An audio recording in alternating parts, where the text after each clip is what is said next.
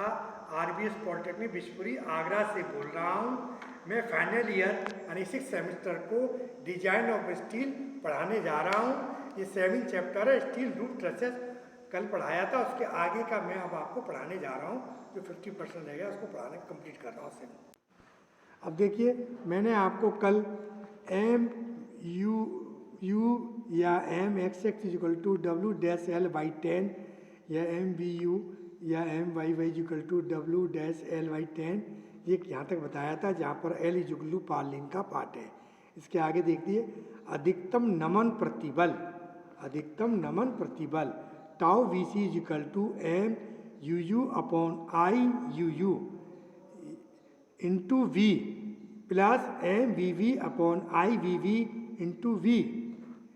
Tau V C is equal to M U B upon Z U U B plus M V U U B upon Z U B. Tau B C is equal to M U U upon Z U U bracket start 1 plus M V B upon M V U into Z U U upon Z V V. Z U U is equal to M U U upon tau V C bracket start 1 plus M V B upon M U U into Z U U upon Z V V bracket close. अब इसके आगे देख लिए आपको पार्लिन। इसके आगे पार्लिन के अभिकल्पन के लिए Z U U upon Z V V का मान आई खंड के लिए 6 से 10 तक तथा चैनल खंड के लिए 7 से 9 तक मान लिया जाता है। Full stop. प्राय आई खंड के लिए 7 तथा चैनल खंड के लिए 8 मान लेते हैं। Full stop. IS कोड 800 1984 के अनुसार अनुयोग प्रतिबल का मान 33 × 1/3% बढ़ा दिए जाते हैं। अतः उपयुक्त सूत्र से जेड यू यू का मान अनुयोग प्रतिबल 1.33 × 165 न्यूटन प्रति mm² रखते हुए ज्ञात कर लिया जाता है।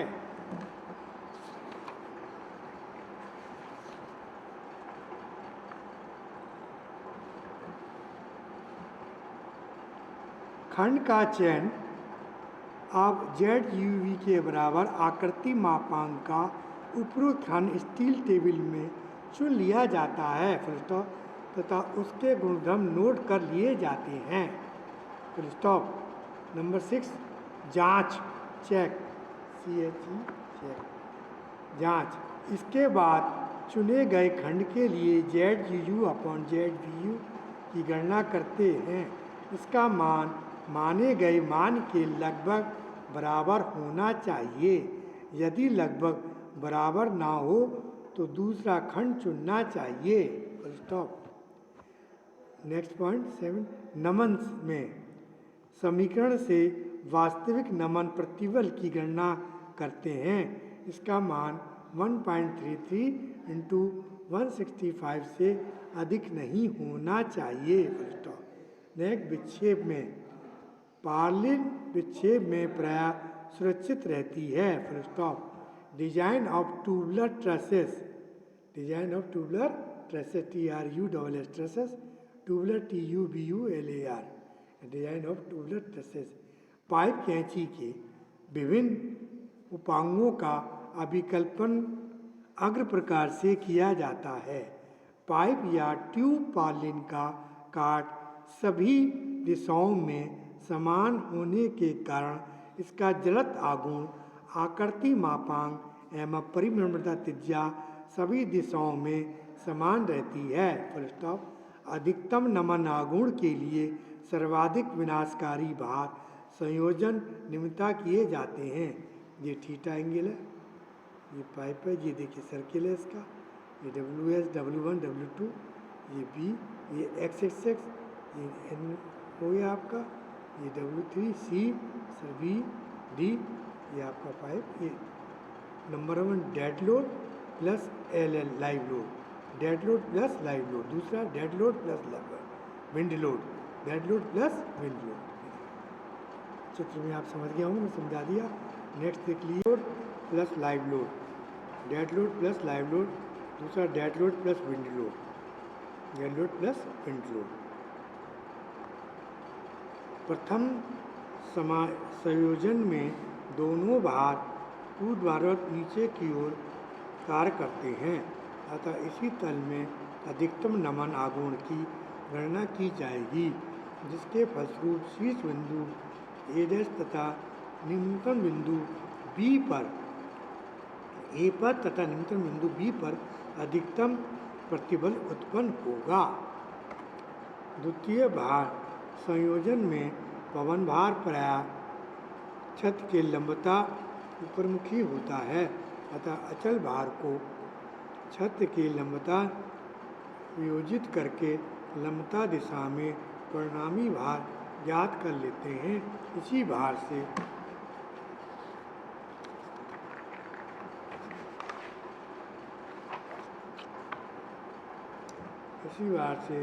जड़त्व आघूर्ण ज्ञात कर लिया जाता है, जिससे अधिकतम प्रतिबल से बिंदु C तथा निचले बिंदु D पर उत्पन्न होंगे। प्रथम संयोजन से परिणामी भार W=W1 प्लस W2, अधिकतम नमन आघूर्ण मोमेंट ऑफ इनर्शिया M1=W'(L/10) तथा द्वितीय संयोजन में अधिकतम भार W'=W1 cos theta minus W3 एवं अधिकतम नमन आघूर्ण M2=W'(L/10), जहाँ W' तथा W" पार्लिन के संपूर्ण पाठ पर कुल संवितरित भार है।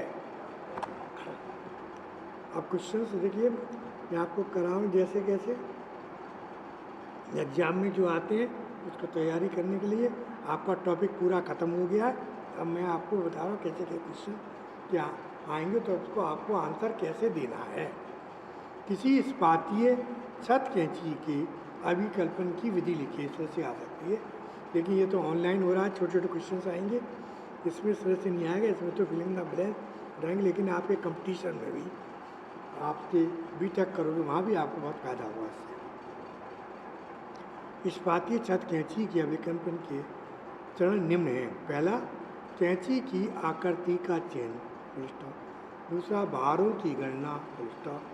पार्लिन की अभिकल्पन, फुल स्टॉप। कैंची के अवयवों का अभिकल्पन, फुल स्टॉप। धारक का अभिकल्पन, फुल स्टॉप। नेक्स्ट है उपरोक्त भारों के लिए कैंची का अभिकल्पन, फुल स्टॉप। नेक्स्ट, कैंची की आकृति का चयन पाठ के अनुसार उपयुक्त कैंची का चयन कर लिया जाता है, फुल स्टॉप। कैंचियों की आपसी दूरी पाठ का 1/3 से 1/5 रखी जा सकती है, फुल स्टॉप। एक के पीछे एक लगी कैंचियों को दूर से देखने पर इनका निचला कोई कुछ नीचे को झुका जा पड़ता है, फुल स्टॉप।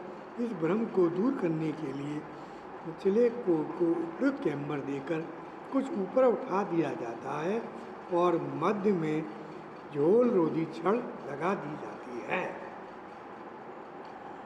नेक्स्ट पॉइंट, भारों की गणना। छत कैंचियों पर अचल जल, वायु तथा हिम भार आते हैं। तो हिम भार भारत के केवल कुछ पर्वतीय क्षेत्रों में लिया जाता है। नेक्स्ट पॉइंट, पार्लिन का अभिकल्पन। कम पाट व सामान्य भारों वाली कैंची के लिए असमभुजीय एंगल पार्लिन उपयुक्त रहते हैं।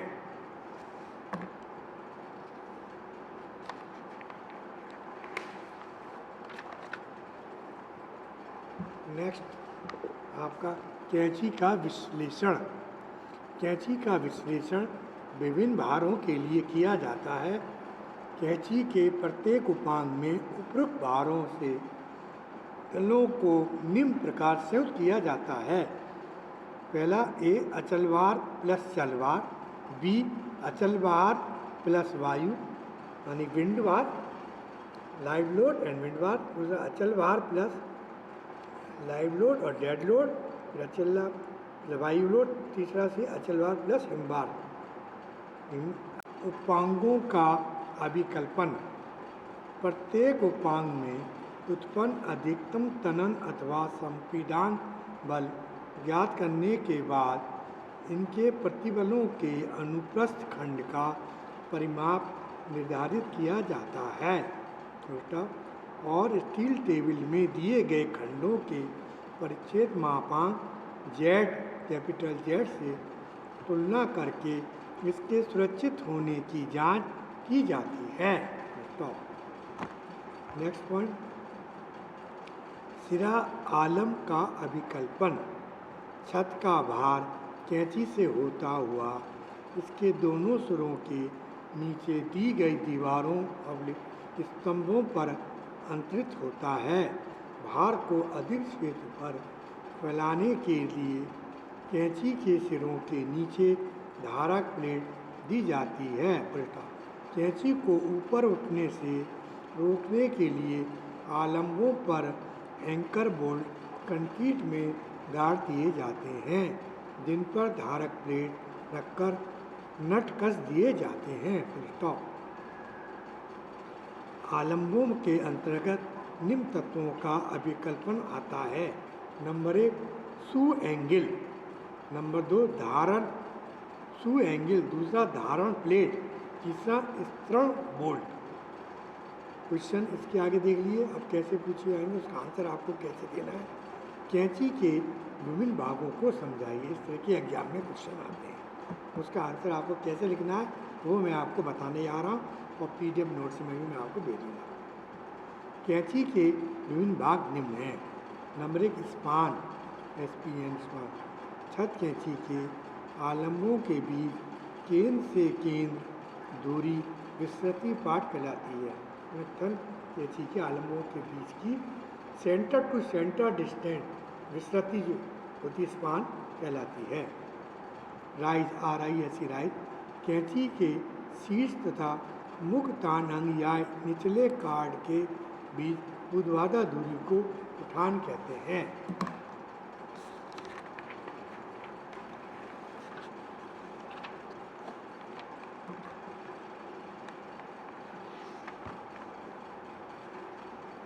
Next pitch, PITCH pitch. उठान तथा विस्तृति के अनुपात को पिच कहते हैं। इसका 1/5 के मध्य रखा जाता है। इसका जो मान है 1/5 के मध्य रखा जाता है। प्राय इसे 1/4 लिया जाता है। Next slope, SLOP slope. उठान व आदि विस्तृति के अनुपात को ढाल कहते हैं। अब देखिए bottom chord, CHORD, bottom chord. कैंची के आलम बिंदुओं को जोड़ने वाली क्षैतिज रेखा या उपांग को निचली कार्ड कहा जाता है। Bottom chord. इसके बाद मेन टाइट, TIT। निचली कॉर्ड पर स्थित उपांग को मुख्य तान अंग कहा जाता है। अपर कॉर्ड, UPPERCHORD, अपर कॉर्ड।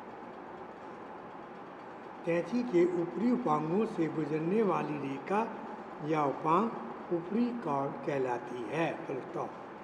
Principal rafter. देखिए कैंची का सबसे ऊपरी बिंदु अर्थात मुख्य राफ्टरों का कटान बिंदु शीर्ष कहलाता है। कैंची का सबसे ऊपरी बिंदु अर्थात मुख्य राफ्टरों का कटान बिंदु, दैट इज कॉल्ड शीर्ष कहलाता है। नेक्स्ट है एपेक्स, APEX, कैंची का सबसे ऊपरी बिंदु अर्थात मुख्य राफ्टरों का कटान बिंदु शीर्ष कहलाता है। इसका ridge line, RIDGE, ridge line आ जाइए। छत कैंचियों के शीर्ष बिंदुओं को मिलाने वाली रेखा कूट रेखा या रिज रेखा कहलाती है। अभी देखिए रिज, मैं फिगर में समझा रहा हूँ आपको। ये ट्रेसेस बने हुए हैं आपके, यहाँ से यहाँ तक ये बॉटम, ये पूरी आपकी स्पान है। ये यहाँ से यहाँ तक ये गार्डर है या छत का पूरा ये चौड़ा हिस्सा, डेट इज कॉल्ड, ये स्पान है छत का। इस पर ये दीवार बनी हुई है ये दीवार है, इस पर ये आपका लगाया हुआ, ये आपका ट्रसेस है।